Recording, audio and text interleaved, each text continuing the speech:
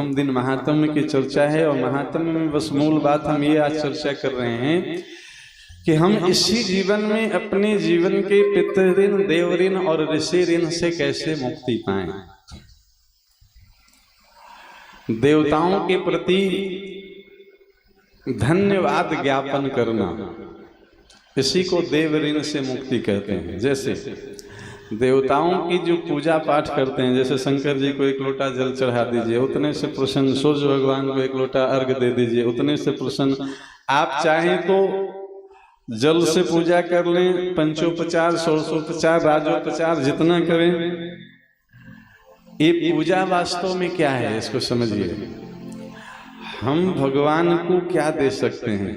पुरुष सूक्त आप लोग पढ़े होंगे, विद्वान लोग पुरुष सूक्त से भगवान की पूजा करवाते हैं। उसमें कहा गया है, चंद्रमा मनसो जातो चक्षु सूर्यो अजायत। लंबा मंत्र है, बस हम एक श्लोक का भाव बता रहे हैं। चंद्रमा भगवान का मन है और सूर्य भगवान के नेत्र हैं, चक्षु सूर्यो अजायत। अब बताइए, जिस भगवान के नेत्र सूर्य हैं उस भगवान को हम दिया दिखाते हैं, जिनके नेत्र से पूरा सृष्टि प्रकाशित हो रही है, तो उनको क्या हमारे दिया की जरूरत है। चंद्रमा यानी प्रसन्नता, चंद्रमा में अमृत की कल्पना किया गया है। इसलिए आज भी शरद पूर्णिमा के दिन लोग दूध, खाजा और भिन्न भिन्न पदार्थ रखते हैं कि चंद्रमा से अमृत झरेगा और पी करके हम अमर हो जाएंगे। तो कोई अभी तक अमर हुए नहीं हमारे जानकारी में। अब बिना जानकारी के कोई हो गए हो तो अब हम ये नहीं कह सकते हैं कि सब जानकारी में ही है हमारे, होंगे ऐसे बिरले। चंद्रमा भगवान का मन है, मतलब चंद्रमा मतलब शीतलता, चंद्रमा मतलब शांति, चंद्रमा मतलब अमृत, मतलब अमृत। भगवान भीतर से शांत हैं, भीतर से शीतल हैं, भीतर से अमृत प्राप्त है। तो उनको हम ऐसा कौन सा वस्तु दे देंगे जिसको पा करके वो शांति महसूस करेंगे, जो खुद ही शांत है। मंत्र भी आप यही पढ़ते हैं, शांताकारं भुजगसेनम। कितना शांत, सांप पे सो रहे हैं, सहस्त्र फन वाले पे। महाराज सपने में सांप आ जाए तो पसीना छूट जाता है, और सांप पे कैसे सो रहे हैं, तो शांताकारं, शांत होकर के। जिन भगवान के पास सब कुछ है, उन भगवान को हम क्या दे सकते हैं। तो भगवान के पास पहुंचाने के लिए जो हमारे पास है बस एक वस्तु है। हम उन वस्तुओं के माध्यम से हम अपनी भाव को निवेदित करते हैं। आज की भाषा में कहें तो भगवान को धन्यवाद देने का नाम है पूजा करना, थैंक यू बोलना। जैसे आपका जन्मदिन हो और कोई आपको गिफ्ट दे, एक पेन ही दे 5 रुपया का, तो उसको थैंक यू बोलेंगे कि नहीं बोलेंगे। उसी प्रकार से भगवान सूर्य के द्वारा हमें प्रकाश मिल रहा है, वरुण देव के द्वारा जल मिल रहा है, वायु देव के द्वारा ऑक्सीजन मिल रही है, पृथ्वी के द्वारा हमें धारण किया गया है, अनेक देवी देवताओं के द्वारा हमें अनुदान वरदान, गणेश जी बुद्धि दे रहे हैं, दुर्गा जी शक्ति दे रहे हैं, सरस्वती जी विद्या दे रहे हैं, लक्ष्मी जी धन दे रहे हैं। सबका अलग अलग डिपार्टमेंट है और सबका हमें कुछ न कुछ अनुदान वरदान प्राप्त है। इन सबके प्रति थैंक्सफुल रहना, धन्यवाद ज्ञापन करना, इसी को पूजा कहते हैं। और आसान कहें तो आपके यहाँ कोई गेस्ट आया और खूब बढ़िया 1 किलो मिठाई लेकर के आया। अब आपके पास 2 ऑप्शन है, एक तो कि आप पूरे परिवार मिलकर बांट के खा जाइए, दूसरा ऑप्शन ये है कि जो लाया है उसको भी उसमें से 1-2 खिलाइए कि भाई साहब आप भी खाइए।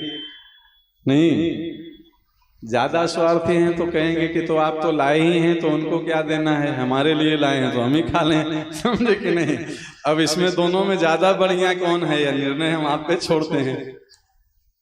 यही है त्वदीय वस्त्र गोविंदम तुभ्यमेव समर्पे। भगवान सब कुछ आपका दिया हुआ ही है, पर आपके कृपा से हम अपने शरीर परिवार के पोषण में इसका उपयोग करने जा रहे हैं। आपको धन्यवाद देने के लिए पहले इसमें से थोड़ा सा आपको समर्पित कर देते हैं, फिर वो प्रसाद हम ग्रहण करेंगे। बस ये भाव हमें भगवान तक पहुंचाना है, ये भाव ही हमको सब कुछ देना है, समझे कि नहीं? इस भाव से ही सब प्राप्ति है।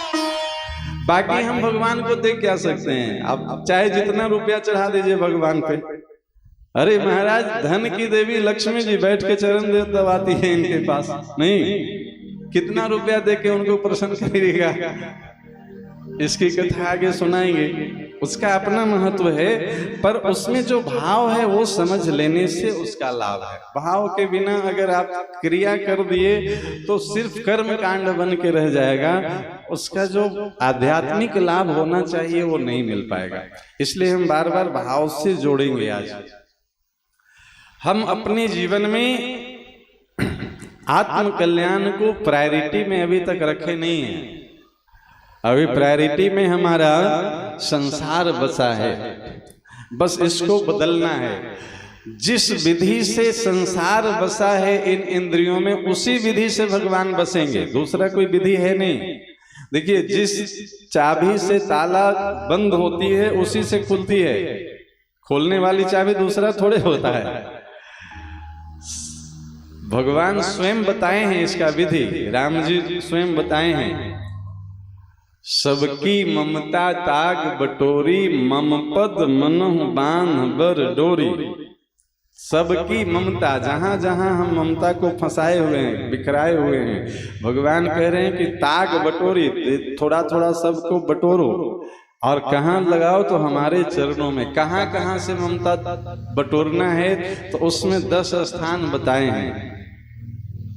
जननी जनक बंधु सुत दारा, तन धन भवन सुहृद परिवारा।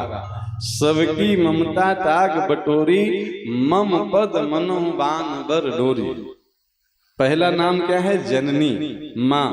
अब माँ को हम कैसे जानते हैं? जन्म के बाद स्तनपान करा करके वो जीवन देती है, लेकिन परिचय संसार वाले ही तो बताते हैं ना, ये माँ है, ये पिता है, ये भाई है। ये सुने ना, कोई पहले बताया तो कहां से गया? श्रवण इंद्रिय से। फिर हम देखे नेत्रों से, देखते देखते स्वरूप याद हो गया। अब बार बार बताना नहीं पड़ेगा कि ये माँ है, अब हम देखते पहचान लेंगे कि यही मेरी माँ है। नहीं, अभ्यास हो गया। अब उसी प्रकार से, जिस प्रकार से इस शरीर के माता पिता हैं, उसी प्रकार से इस सृष्टि के भी कोई माता पिता हैं। उनको कान से सुनिए और उनको आंख से दर्शन करिए। वो कौन है? जगत जननी, जगदम्बा, जानकी अम्बा, राधा रानी, अनेक रूपों में जो देवी शक्ति हैं, इन्हीं को जगत जननी का मतलब क्या होता है? पूरे जगत की मां। अनेक रूपों में वो जगत को प्रकट कर रही हैं। जिस प्रकार से इस शरीर के संबंधियों को हम देखने सुनने से याद कर लेते हैं, उसी प्रकार से बार बार श्री राधे श्री राधे श्री राधे बोलते रहिए, दर्शन करते रहिए। करना नहीं पड़ेगा अभ्यास, फिर आपका स्मरण में आ जाएगा। ये विधि वही है, जिस प्रकार से संसार भीतर गया है उसी प्रकार से भगवान भीतर जाएंगे। आप सुने कि शहर में बहुत अच्छा दुकान खुला है।